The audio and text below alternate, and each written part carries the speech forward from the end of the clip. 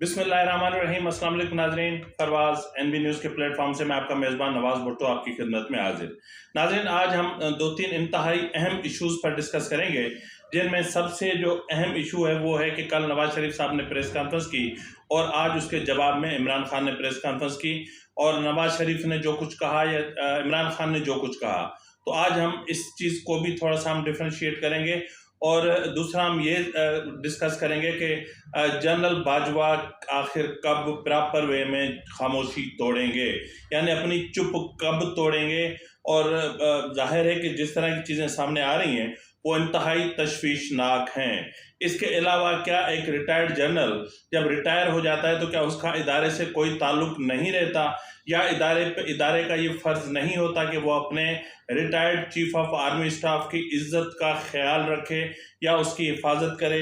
और इसके अलावा हम इस चीज़ पर भी डिस्कस करेंगे कि ठीक है, राना सनाउल्लाह पे 15 किलो हीरोइन का जो केस था वो फेक था, तो क्या उसमें जो DG ANF मेजर जनरल था, क्या उनका कोर्ट मार्शल होने जा रहा है। तो नाज़रीन, आज हम इंतहाई इन अहम उमूर पर डिस्कस करेंगे, लेकिन सबसे पहले मेरे जहन में एक चीज़ आ रही है, वो ये है कि मैं अक्सर सोचता हूँ कि ये पिछले कुछ दिनों से ये अल्फाज जो हैं मैं मुसलसल सुन रहा हूँ। अव्वल ये इमरान खान ने कहा कि जी जनरल बाजवा हमारे साथ डबल गेम खेल रहा था।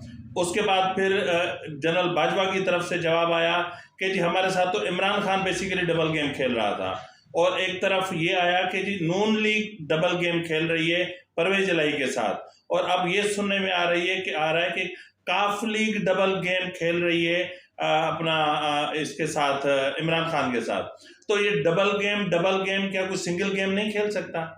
अब डबल गेम पॉलिटिक्स में होती ही डबल गेम है, सिंगल गेम कभी नहीं होती। अब इस वक्त जो पॉलिटिक्स की जा रही है उस पॉलिटिक्स का बेसिक जो कॉन्सेप्ट है या जो बेसिक थ्योरी है वो ये नहीं है कि हमने सिंगल गेम खेलनी है और हमने असूलों के बुनियाद पर सियासत करनी है, हमने नज़रियात के बुनियादों पर सियासत करनी है।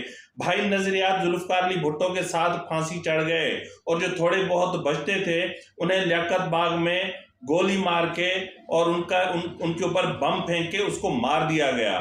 नज़रियात मर चुके हैं, फांसी चढ़ चुके हैं। अब नज़रियात की सियासत नहीं हो रही, अब मुफादात की सियासत हो रही है, अब पावर पॉलिटिक्स की सियासत हो रही है। अब अवाम के लिए कोई सियासत नहीं कर रहा।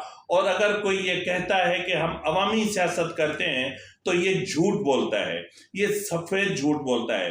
अगर कोई शख्स ये दावा करता है कि हमने अवाम के लिए ये सब कुछ हम कर रहे हैं, भाई अगर अवाम के लिए सब कुछ कर रहे हो तो आपके असासे डबल ट्रिपल और बढ़ते जा रहे हैं और कई 100 गुना ज़्यादा हो जाते हैं और गरीब की गुर्बत कई 100 गुना नीचे आ जाती है। तो ये कौन सी गरीब की सियासत है? मतलब आप अवाम के लिए सियासत कर रहे हैं ना, तो अवाम को दे क्या रहे हैं और अवाम से ले क्या रहे हैं? आप अवाम से ले रहे हैं उनका टैक्सेस के नाम पर, आप उनसे इतने भारी जो है वो पैसे ले रहे हैं और उसके बाद आप अवाम को दे क्या रहे हैं?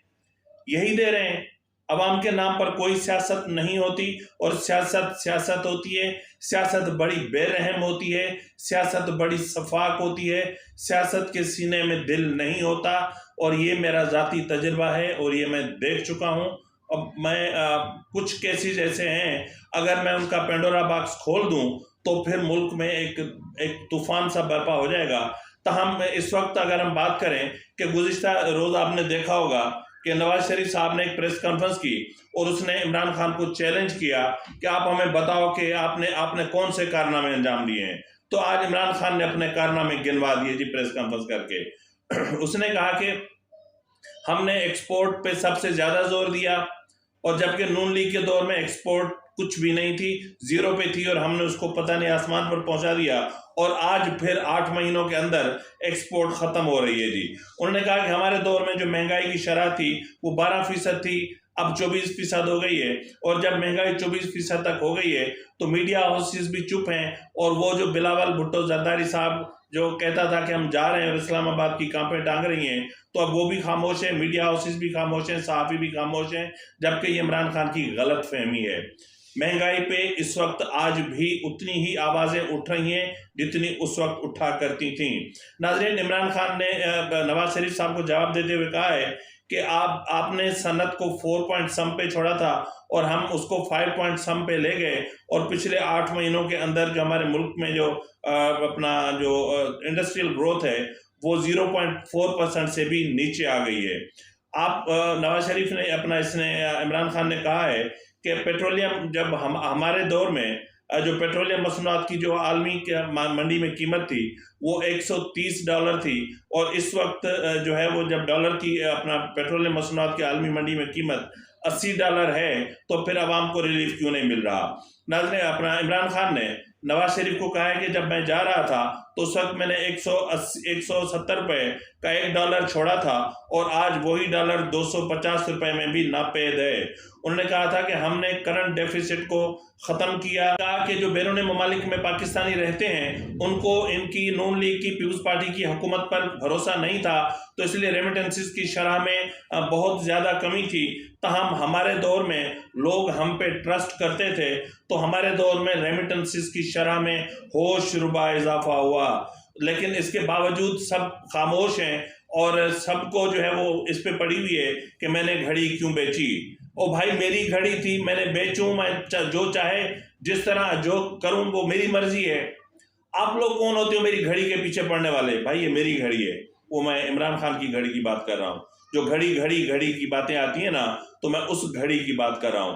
تو جی عمران خان نے آج جو ہے وہ سونامی ٹری کا بھی اب تفصیل سے آپ کو بتا دیا، اور آپ کو جو جی ڈی پی گروتھ کا بھی بتا دیا، اور آپ کو سارے اپنے عظیم ترین کارنامے بتا دیے، اور ابھی تو یہ بتا دیے، لیکن آج اپنی پریس کانفرنس میں اگر عمران خان نے نہیں بتایا تو یہ نہیں بتایا کہ وہ وزیر اعظم نہیں تھے۔ عمران خان نے اگر کچھ نہیں بتایا تو اس نے یہ نہیں بتایا کہ جب وہ وزیر اعظم تھے تو ان کی ایک نہیں چلتی تھی۔ اگر عمران خان نے نہیں بتایا تو یہ نہیں بتایا کہ ان کے دور میں نیب ان کے زیر انتظام نہیں تھی، یا نیب تک ان کی رسائی نہیں تھی۔ اگر عمران خان نے کچھ نہیں بتایا تو یہ نہیں بتایا کہ اپنا FIA ان کے کنٹرول میں نہیں تھی، اور اگر عمران خان نے نہیں بتایا تو یہ نہیں بتایا کہ جنرل باجوہ صاحب بیسیکلی وہی حکومت چلا رہے تھے اور انہی کے انڈر میں حکومت چل رہی تھی، اور یہ جو تھے یہ صرف بنی گالہ سے وزیر اعظم آفس تک ہیلی کاپٹر پہ آتے تھے جاتے تھے، اور ہیلی کاپٹر تھا پتہ نہیں موٹر سائیکل تھی رکشہ تھا جو بھی تھا۔ بہرحال یہ عمران خان نے آج نواز شریف صاحب کو جواب دیا ہے اور اپنے عظیم کارناموں کی لمبی فہرست پیش کر دی ہے۔ تاہم مطلب جب تک میں نے پریس کانفرنس سنی تب تک عمران خان نے پھر بھی انتخابات کی تاریخ نہیں دی، یعنی پنجاب اور خیبر پختونخوا اسمبلیوں کی تحلیل کی کوئی تاریخ نہیں دی۔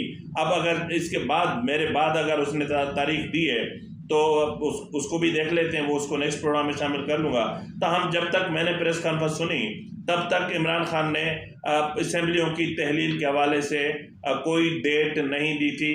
بس اتنا ہے کہ عمران خان نے کہا کہ جو انتخابات ہیں، اپنا جو اسمبلیوں کی تحلیل ہے وہ دسمبر ہی میں ہوگی۔ کسی نے کہا تھا کہ اسٹاک ایکسچینج بھی اوپر چلی گئی اور ڈالر بھی نیچے آ گیا، روپیہ بھی، وہ آپ نے سنے ہوں گے لفظ۔ تو وہ امیدیں تو آپ لوگ آ سکتے تھے۔ مجھے ویسے یہ ہے کہ جنرل باجوہ واقعی سمجھتے تھے کہ شہباز شریف کوئی جینیس ہے۔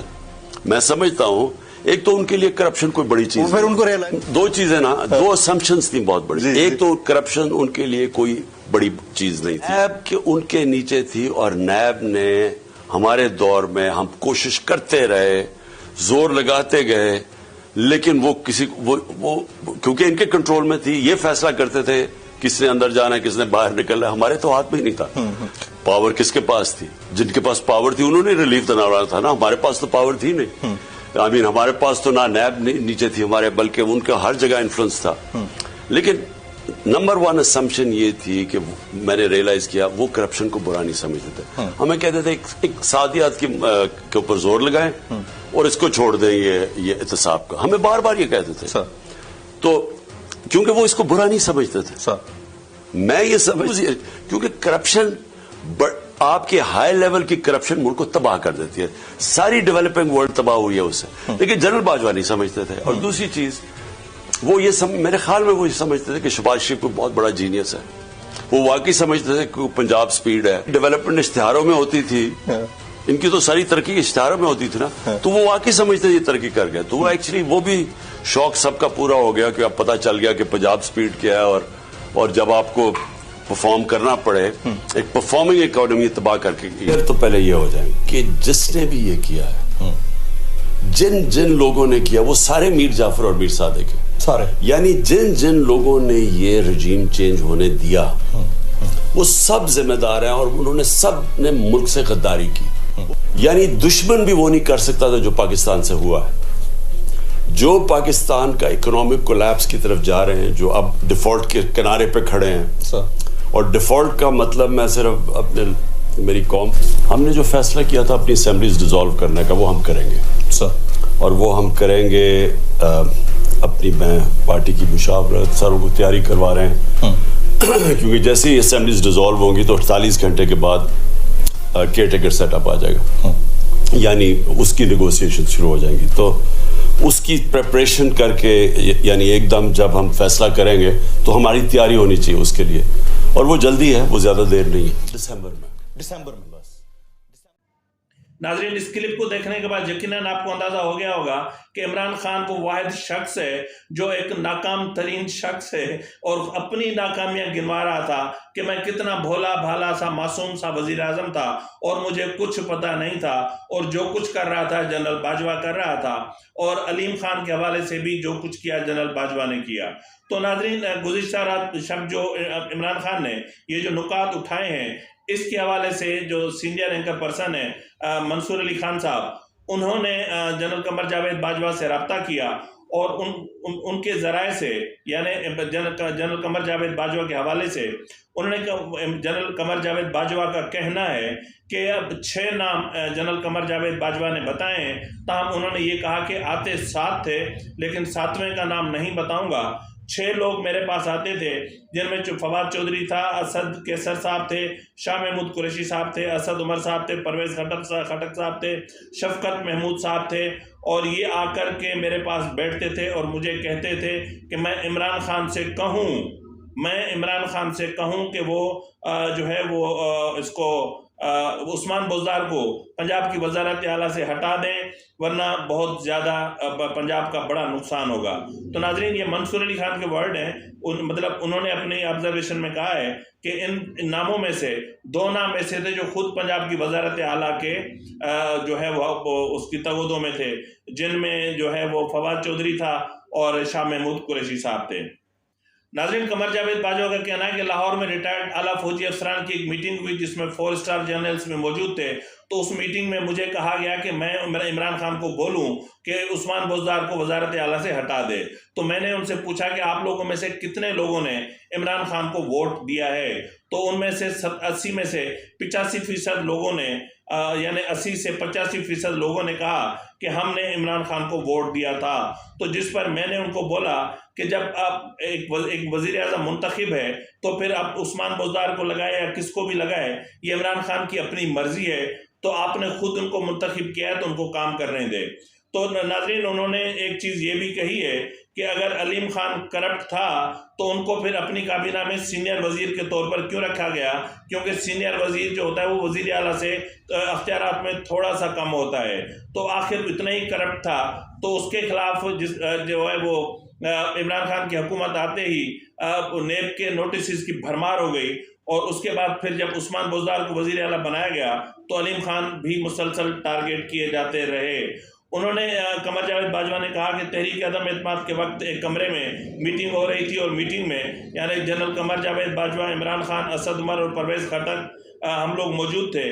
तो वहाँ पर एक बात सामने आई कि इमरान खान ने कहा कि अब तहरीक अदम एतमाद को रोकने के लिए ये भी मुमकिन है, या एक ये भी रास्ता है कि हम वज़ीर आला पंजाब उस्मान बुज़दार को हटा देते हैं। तो उस पर उन्होंने कहा कि तो फिर अलीम खान को वज़ीर आला बना देते हैं।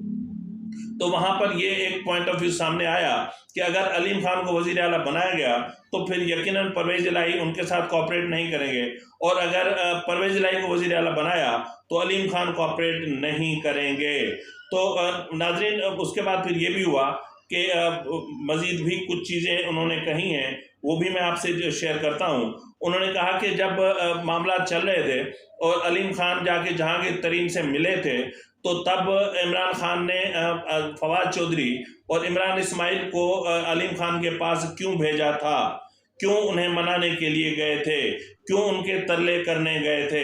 नाज़रीन, साबिक chief of army staff general Qamar Javed Bajwa ने एक हैरानकुन सवाल उठाया है। उन्होंने कहा है कि इमरान खान से पूछा जाए कि जनरल आसिम मुनीर को जब वो ISI चीफ थे तो उन्हें क्यों हटाया गया, और जनरल फैज का नाम DG ISI के लिए क्यों दिया गया था, और जो है वो इमरान खान ने लेफ्टिनेंट जनरल फैज हमीद को ही DG ISI क्यों तैनात करवाया था स्पेशली। और जब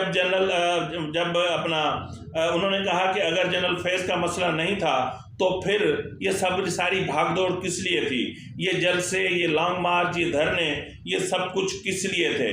उन्होंने कहा कि इमरान खान जनरल फैज हमीद को आर्मी चीफ लगवाने के लिए इस हद तक पहुंच गए थे कि जब उन्हें कहा गया कि भाई आर्मी चीफ की तैनाती के हवाले से कोर का एक्सपीरियंस होना बहुत ज़रूरी है, तो इमरान इसकी जनरल फैज की एज अ कोर कमांडर कहीं ना कहीं तैनाती बहुत ज़रूरी है, और उनकी बतौर कोर कमांडर तैनाती के अलावा वो आर्मी चीफ की फहरिस्त में नहीं आ सकता।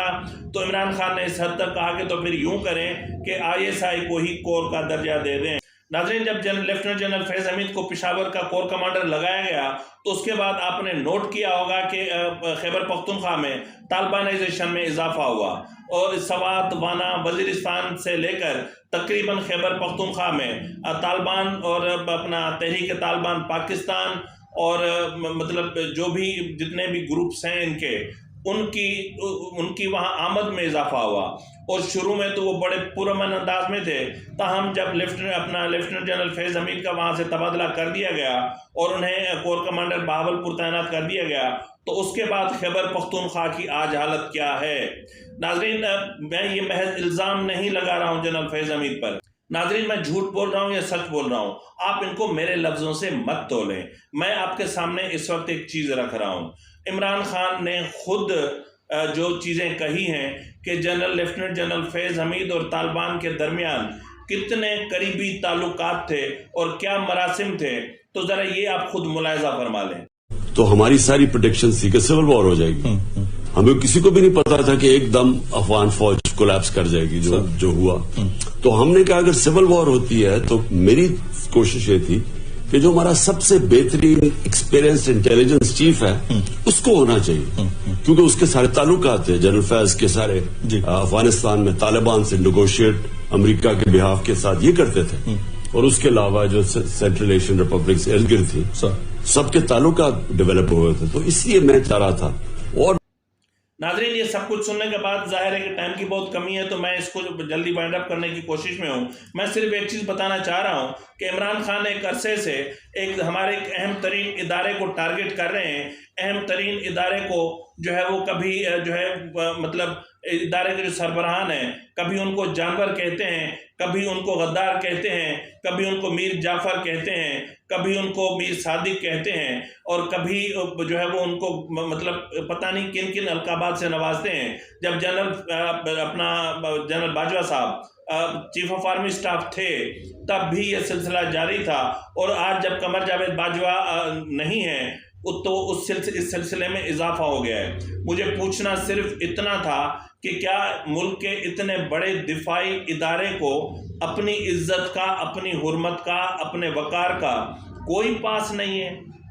क्या एक शख्स को इतना अख्तियार दे दिया गया है कि वो जिसको चाहे लताड़ता फिरे, जो चाहे करता फिरे? आप उन्हें पंजाब की ज़िमनी इंतखाबात में 36 ज़िमनी इंतखाबात की नशिस्तों में से 29 नशिस्तें भी आपने उठा के दे दी, और आप मुसलसल उनको डिफेंड करते रहे।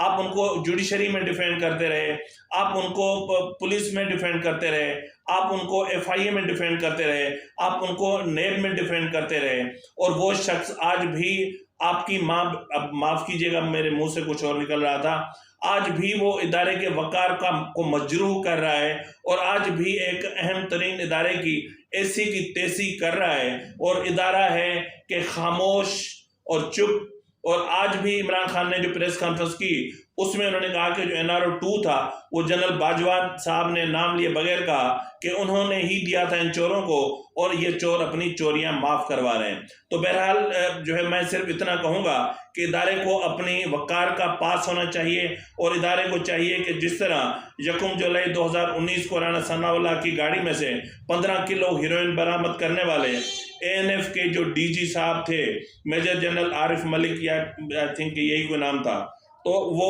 آج جب وہ رانا ثناء اللہ باعزت بری ہو چکے ہیں اور جو ANF کے گواہان تھے وہ بھی منحرف ہو چکے ہیں اور انہوں نے بھی کہہ دیا کہ ہم نے ایسا کچھ نہیں دیکھا، تو پھر جو میجر جنرل عارف ملک صاحب ہیں ابھی تک ان کے خلاف کوئی کارروائی کیوں نہیں ہوئی؟ ابھی تک ان کا کورٹ مارشل کیوں نہیں ہوا؟ ابھی تک ان کے بینیفٹس واپس کیوں نہیں لیے گئے؟ ابھی تک ان کے پروموشنز ختم کیوں نہیں کیے گئے؟